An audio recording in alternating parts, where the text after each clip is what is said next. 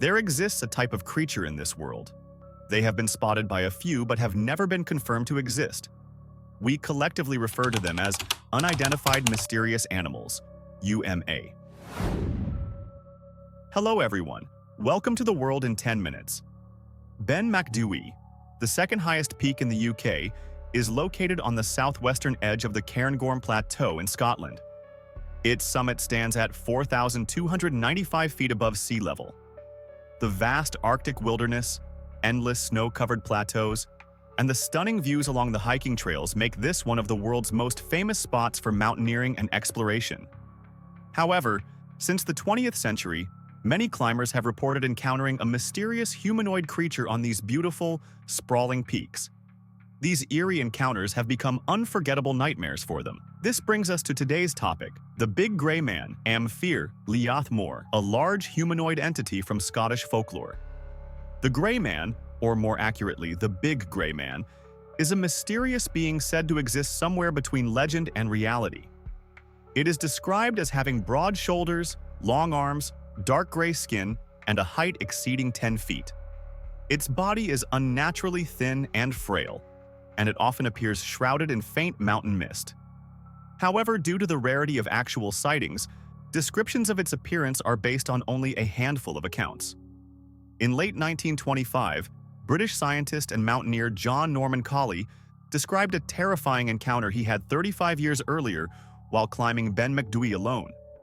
Speaking at the annual meeting of the Cairngorm Club of the Scottish Mountaineering Association, he recounted, "On my descent from the summit, the mist reduced visibility significantly. As I walked, I suddenly felt as though I could hear footsteps that were not my own. For every few steps I took, I could hear one heavy step behind me, as if something was following me, but at a stride 3 or 4 times the length of my own. Relying on years of mountaineering experience, I tried to reassure myself that it was just noise. Soon, I decided to stop and wait to see if I could find out what was making the sound. However, the dense mist obscured my vision, and I couldn't see anything. When I started walking again, the eerie crunching sounds resumed. A sudden wave of intense fear overwhelmed me. Without thinking, I broke into a sprint. The terror was unlike anything I had ever experienced before, so suffocating that my throat felt constricted. I stumbled and ran for about 4 or 5 miles through the rocky terrain, nearly reaching the Rothiemurchus forest in the north. Only when I could no longer hear the footsteps did I stop. "I'll never go back there again," he concluded. Collie's story made a significant impact at the time, attracting widespread media attention. Many climbers then came forward to admit they had similar experiences on Ben Macdui, but had previously been afraid of ridicule and kept silent. In 1939, Scottish author Alistair Borthwick wrote about these accounts in Chapter 13 of his book, Always a Little Further. He described conversations he had with climbers about the Grey Man and recorded 2 notable stories. The first involved a climber who, while crossing Ben Macdui at night to reach Karur, heard strange footsteps behind him as he descended the slope from the summit. He was certain the sounds did not belong to him, as for every 3 steps he took, there was one distinct footfall. When he stopped to look back, the thick mountain mist made it impossible to see anything beyond the moonlight. At first, he considered the possibility that the sounds were echoes of his boots on the stones, but he reasoned that echoes would mirror every step, not just 1 in 3. Fear gripped him, but instead of running, he continued walking steadily until he reached a point about 1,000 feet from the larch forest. It was there that the sounds ceased. The second account was similar, but this climber had ventured to Ben Macdui during summer daylight hours. As the mist gradually cleared, he turned to look behind him, but saw nothing. At the same time, the footsteps stopped. Borthwick did not provide specific times or names for these 2 events, noting only that the climbers preferred to remain anonymous. One of the more famous incidents regarding the Big Grey Man comes from a report in the Scottish magazine in June 1958. British naturalist Alexander Tunian described an experience he had while climbing Ben Macdui in October 1943. During a grueling 10-day climbing expedition, Tunian had run out of supplies and carried a revolver in case he needed to hunt small game. That afternoon, as he reached the summit, thick fog rolled in from the Larig Gru Valley, blanketing the entire mountain. Worried about worsening weather, he began his descent along the Quair Echechan Trail. Suddenly, strange, loud footsteps echoed through the mist, with long pauses between each sound. Tunian immediately thought of the rumored Gray Man. Instinctively, he placed his hand on the revolver's grip and scanned his surroundings. When the nearby fog momentarily cleared with the wind, he glimpsed a strange figure intermittently appearing and disappearing, sometimes retreating, sometimes rushing toward him. Without hesitation, Tunian drew his revolver and fired 3 shots at the figure. However, this seemed to have no effect, and the figure continued to approach him. Terrified, Tunian turned and fled down the mountain, later recalling that he had never descended to Glenderry so quickly. He firmly believed he had seen the legendary Gray Man and claimed he had even shot at it. Due to my limited access, I couldn't find the original magazine article, but references to this account appear in many cryptozoologist blogs and books, including The Big Gray Man of Ben Macdui by British mountaineer and historian Affleck Gray, published in 1970. This book is possibly the most detailed collection of Gray Man stories, containing nearly every recorded encounter and interview. Here, I'll share just a few notable cases. In April 1949, James William Harris, then president of the Edinburgh Psychic College, interviewed Peter Densham, a wartime mountain rescue pilot. Densham recalled climbing Ben Macdui in late May 1945. Around noon, a previously clear sky was suddenly enveloped in thick fog, a common occurrence on the summit. Initially, Densham heard strange noises around him. Despite being familiar with stories of the Gray Man, he didn't believe them.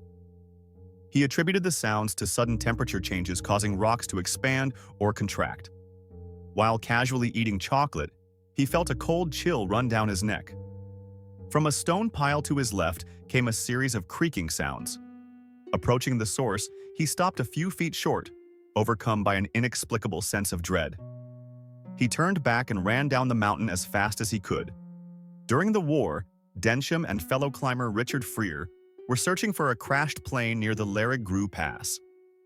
Freer suddenly seemed to engage in a conversation with someone. Densham approached and found himself joining in. They described the experience as a surreal, mental interaction, as though they were speaking to an unseen presence.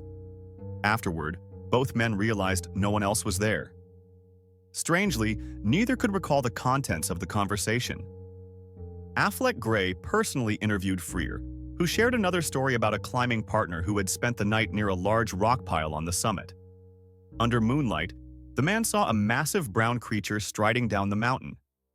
Covered in brown fur, the figure's proportions were unsettling. Its head was disproportionately large compared to its shoulders and hips, and its neck was extremely thick.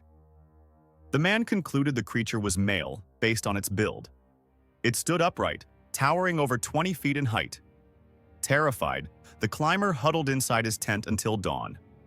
Reports of the Gray Man extend back as far as the 18th century.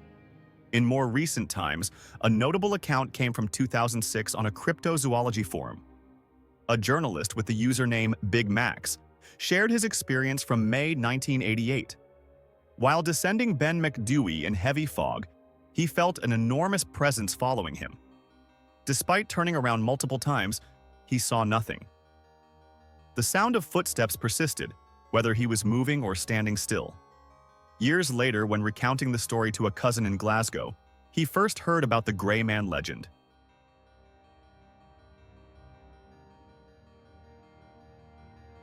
The descriptions of the Big Gray Man are mostly based on reports of strange footsteps and shadowy figures in the mist. However, there are occasional accounts of detailed features, such as a tall, slender body, sharp fingers, dark brown or black hair, and a whispering voice. Most of these stories were not reported in newspapers but were passed among hiking enthusiasts. There are many theories about the Gray Man's identity. Unlike other UMA, unidentified mysterious animals, the stories surrounding the Gray Man often include supernatural elements. One theory suggests the Gray Man is a large primate-like creature, similar to the Yeti. This theory gained popularity in the mid-20th century, supported by climbers' detailed descriptions of humanoid figures and physical evidence.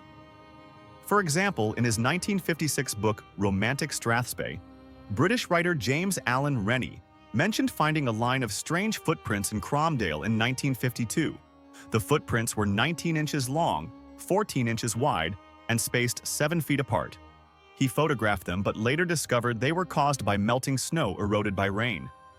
Rennie concluded that similar footprints attributed to creatures like the Yeti or Wendigo could be explained by natural phenomena. Cryptozoologist Carl Schuker agreed that labeling the gray man as a Yeti-like animal was problematic. He argued that it was like using one mystery to explain another. After all, we don't know the gray man's exact form or even if it truly exists. The most popular theory about the gray man is that the sightings were caused by the Brocken specter phenomenon, known in China as the Buddha's light. This explanation gained traction after Professor Colley's account in 1925. The Brocken specter occurs when a shadow is cast by a strong light source onto distant mist or clouds, creating an optical illusion that enlarges the shadow's apparent size.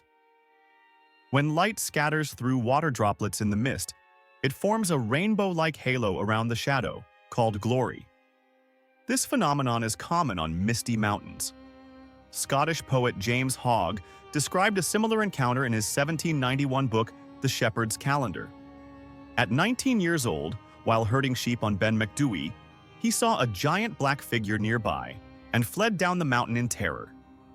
The next day, in thicker mist at the same location and time, the figure appeared again. It seemed to be about 30 feet tall and very close to him.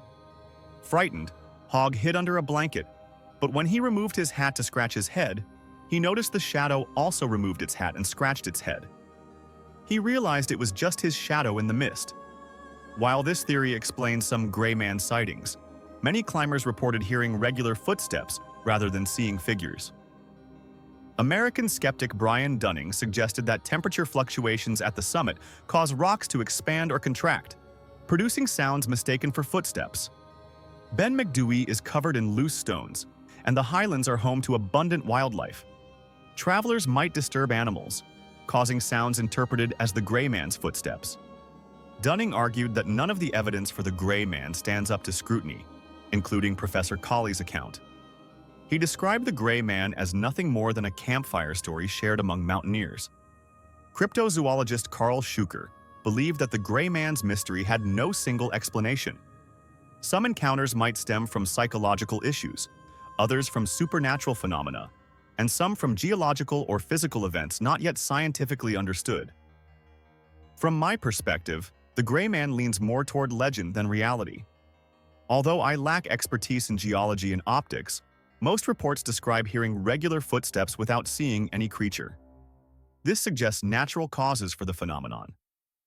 Scotland, known for its romanticism, is a place where strange and fantastical tales thrive. For example, Welsh mythology speaks of a figure called the King of the Mist, a gray-robed being who lives in the mountains and brings disaster to those who encounter him. Though the versions of the legend vary, the descriptions of his form are consistent. The Grey Man is just one small piece of Scotland's rich tapestry of myths and folklore. Could the Grey Man be a large primate-like creature? I remain skeptical as it lacks physical evidence compared to creatures like the Yeti.